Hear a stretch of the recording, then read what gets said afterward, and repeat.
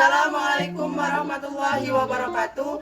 Kami dari kelompok 4B Indraraya, saya Pratama Setiawan dan rekan saya adalah Jasmira. Dan saya Ninda Putri. Di sini kami akan menampilkan hasil dari video kelompok kami. Berikut video kelompok kami. Selamat menyaksikan.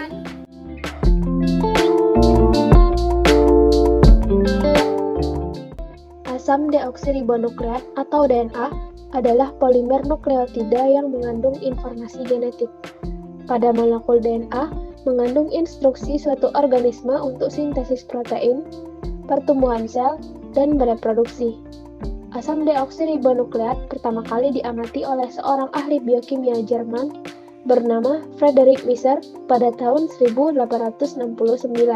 Seorang dokter menjadi ahli kimia yaitu Levin adalah orang pertama yang menemukan urutan ketiga komponen utama nukleotida tunggal, yaitu basa, fosfat, dan gula. Yang pertama menemukan komponen karbohidrat RNA atau ribosa, yang pertama menemukan komponen karbohidrat DNA atau deoksiribosa, dan yang pertama dengan benar mengidentifikasi cara molekul RNA dan DNA disatukan. Sejarah perkembangan DNA. Tahun 1869 adalah tahun yang penting dalam penelitian genetik, karena tahun itu adalah tahun di mana Friedrich Miescher pertama kali mengidentifikasi apa yang disebutnya nuklein di dalam inti sel darah putih manusia. Beberapa tonggak sejarah dalam riset DNA adalah sebagai berikut.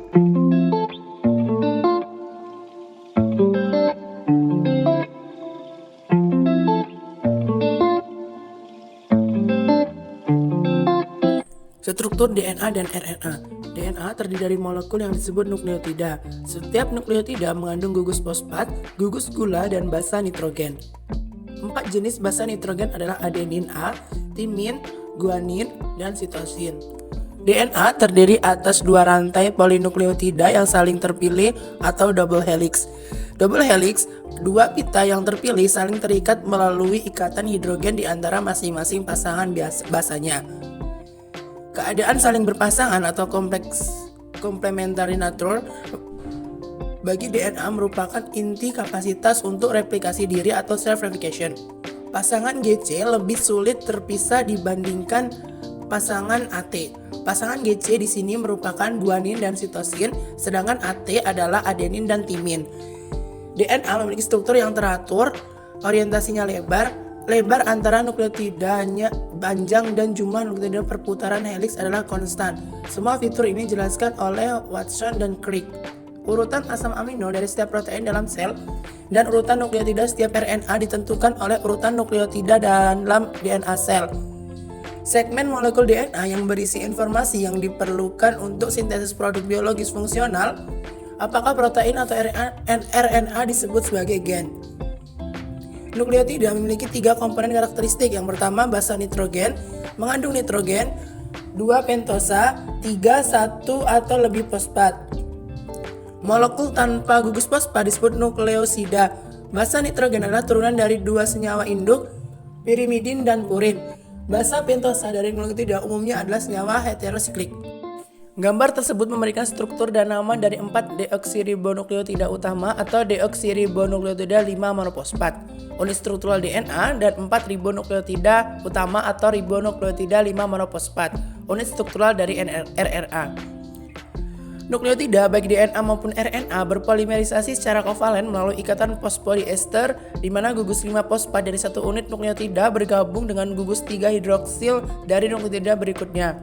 Semua ikatan fosfodiester dalam RNA dan DNA memiliki orientasi yang sama di sepanjang rantai, memberikan setiap untai asam nukleat linear polaritas spesifik dan ujung 5 dan 3 yang berbeda. Orientasi 5 ke 3, untai asam nukleat mengacu pada ujung rantai, bukan orientasi ikatan fosfodiester yang menghubungkan nukleotida penyusunnya. Gambar di atas adalah model asli yang diusulkan oleh Watson dan Crick. A merupakan representasi skematis menunjukkan di mana helix, B merupakan representasi tongkat yang menunjukkan tulang punggung dan susunan alas, dan gambar C merupakan model pengisi ruang.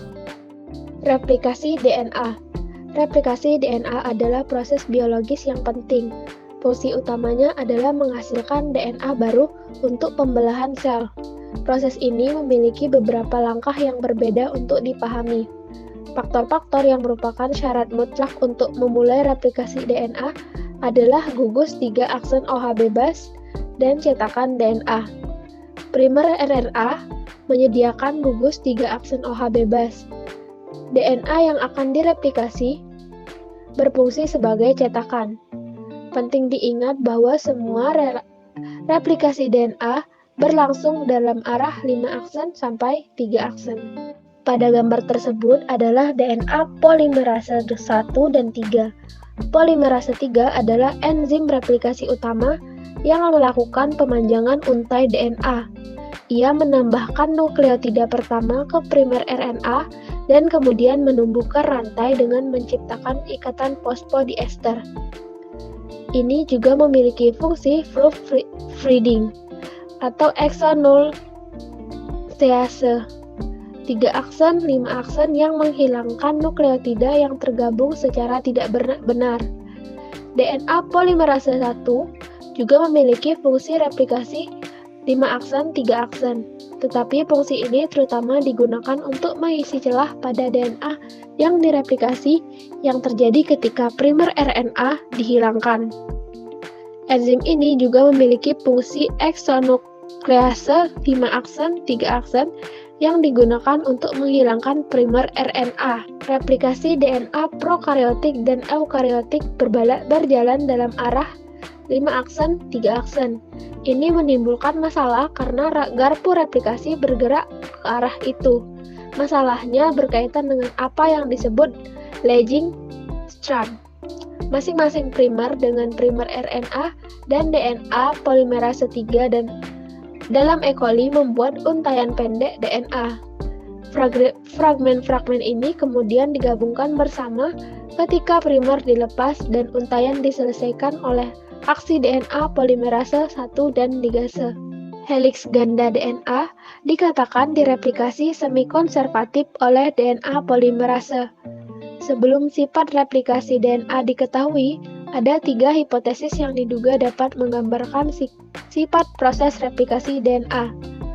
Dalam hipotesis pertama, untai anak dibuat dengan cara yang benar-benar baru sambil mempertahankan struktur untai induk asli. Ini adalah model replikasi konservatif. Model kedua adalah model semi-konservatif, di mana produk yang dihasilkan masing-masing mengandung 1 untal DNA induk dan 1 untal DNA baru. Model ketiga untuk replikasi DNA adalah dispersif, di mana DNA induk akan diselingi dengan urutan DNA yang baru direplikasi. Sifat semi-konservatif DNA ditemukan melalui eksperimen pelabelan menggunakan isotop nitrogen yang berbeda. Pada bagian pertama, seluruh DNA induk diberi label dengan nitrogen berat. Kultur kemudian ditumbuhkan dalam 14N nitrogen. Jika replikasi DNA konservatif, semua nitrogen berat akan tetap bersama dan nitrogen 14N yang lebih ringan juga akan tetap bersama setelah 1 putaran replikasi. Jika DNA direplikasi dalam model semi-konservatif atau dispersif, putaran pertama replikasi akan membuat pita tunggal DNA yang memiliki 14N dan 15N dicampur bersama di dalam produk. Namun, setelah 1 putaran, tidak akan dapat membedakan antara model semi-konservatif dan dispersif. Untuk ini, perlu melakukan sintesis putaran kedua. Dalam hal ini, model semi-konservatif akan menghasilkan produk yang memiliki campuran N dan 14N atau seluruhnya 14N. Sedangkan setelah putaran kedua replikasi, model dispersi hanya akan memiliki pita tunggal DNA yang telah bercampur mengandung 15N dan 14N. Yang diamati adalah prediksi semi-konservatif pita tunggal setelah putaran pertama replikasi dan 2 pita setelah putaran kedua. Ini adalah indikasi pertama bahwa molekul DNA induk berfungsi sebagai cetakan untuk pembuatan untai anak baru. Materi genetik. Pada tahun 1928, ahli bakteriologi Inggris Frederick Griffith melakukan serangkaian percobaan menggunakan bakteri Streptococcus pneumonia dan tikus. Strive tidak mencoba mengidentifikasi materi genetik, melainkan mencoba mengembangkan vaksin untuk melawan pneumonia. Dalam eksperimennya, Griffith menggunakan 2 strain bakteri terkait yang dikenal sebagai strain R dan strain S. Bakteri strain R membentuk koloni dan rumpun bakteri terkait yang memiliki tepi yang jelas dan penampilan yang kasar, karenanya disingkat R. Bakteri strain R bersifat non-virulen, artinya tidak menyebabkan penyakit saat disuntikan ke mencit tetap hidup. Bakteri strain S membentuk koloni yang membulat dan halus, makanya disingkat S. Penampilan halus ini disebabkan oleh polisakarida atau lapisan gula dan diproduksi oleh bakteri. Mantel ini melindungi bakteri strain S dari sistem kekebalan tikus, membuatnya virulen, mampu menyebabkan penyakit. Mencit yang disuntikan dengan strain S, mencitnya mati. Sebagai bagian dari eksperimennya, Griffith mencoba menyuntikkan tikus dengan bakteri strain S yang dimatikan dengan panas, yaitu bakteri strain S yang telah dipanaskan hingga suhu tinggi menyebabkan sel-sel mati. Tidak mengherankan, bakteri strain S yang dibunuh dengan pemanasan tidak menyebabkan penyakit pada mencit tetap hidup. Selanjutnya, eksperimen menghasilkan hal yang tidak terduga.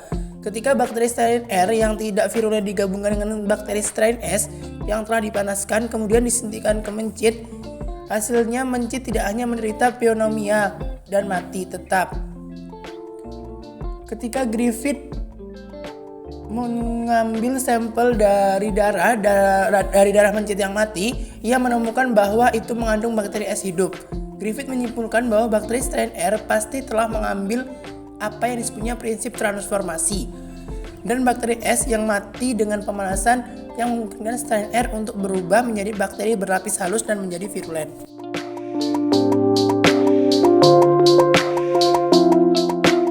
Sekian video dari kelompok kami. Wassalamualaikum warahmatullahi wabarakatuh.